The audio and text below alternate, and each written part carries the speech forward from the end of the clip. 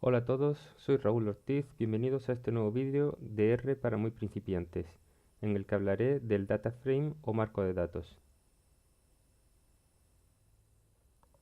En este vídeo vamos a ver qué es un data frame, cómo crearlos y cómo explorar sus datos. En vídeos anteriores hemos visto cómo crear y trabajar con vectores y matrices, pero realmente es el data frame la estructura más versátil y con la que más cosas vamos a poder hacer.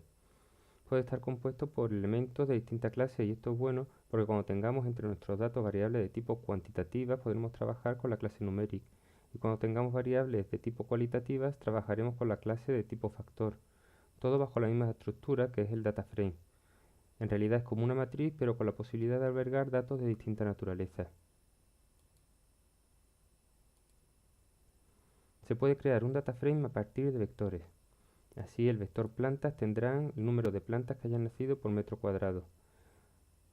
Lo creamos y el vector tratamiento tendrá valores sí o no dependiendo de si la parcela en la que han nacido esas plantas han sido tratadas con un determinado producto o no. Lo creamos también. Y el data frame, que nosotros llamaremos datos, lo crearemos mediante el comando data.frame y entre paréntesis el nombre de nuestros dos vectores.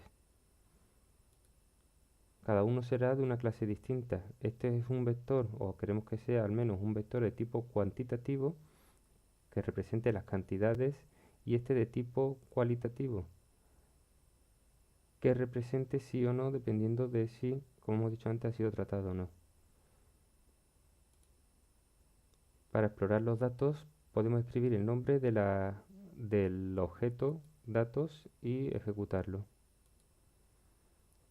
La consola nos ofrece todos los datos que estén bajo este objeto. Pero a veces esto puede ser un poco incómodo porque si tenemos muchos datos no nos va a dar una idea clara de cómo está estructurado. De manera que escribiendo head y datos entre paréntesis nos va a enseñar la consola por defecto los 6 primeros, aquí, nos enseñará los 6 primeros datos de este data frame. Si queremos que en vez de las 6 primeras filas nos enseñen las 10 por ejemplo, pues después del nombre del objeto pondremos una coma y el número de filas que queremos que nos enseñe 10 por ejemplo. Y aquí tenemos las 10 primeras filas. Los nombres de las filas, los nombres de las columnas son los que le dimos a cada vector, si os fijáis. Este es el tratamiento con la variable sí y no, y este es el vector plantas que habíamos creado con el número de plantas por metro cuadrado. Escribiendo dim y entre paréntesis nuestro data frame, el nombre de nuestro data frame, nos dará las dimensiones del objeto en número de filas y columnas. Nos dice que nuestro data frame datos tiene 20 filas y 2 columnas. Para ver la estructura de este marco de datos, escribiremos str de structure y entre paréntesis el nombre del data frame y nos mostrará la siguiente información. Nos dice que es un data frame con 20 observaciones y 2 variables, que la variable tratamientos es de tipo factor con 2 niveles, no y sí.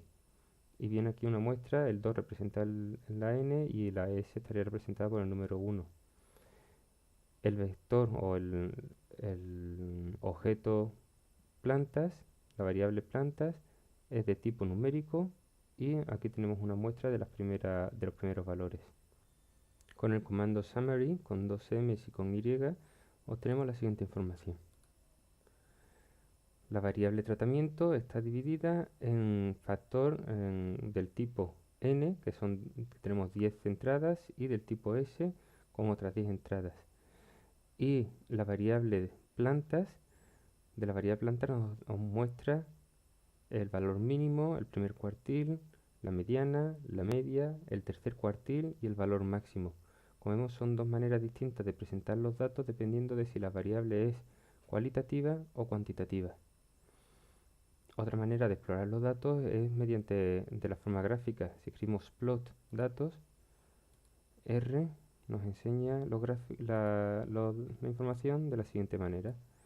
Mediante un boxplot, bajo un boxplot en el que tenemos el factor n y sus valores en el eje de las y y el factor s y sus valores también en el eje de las y.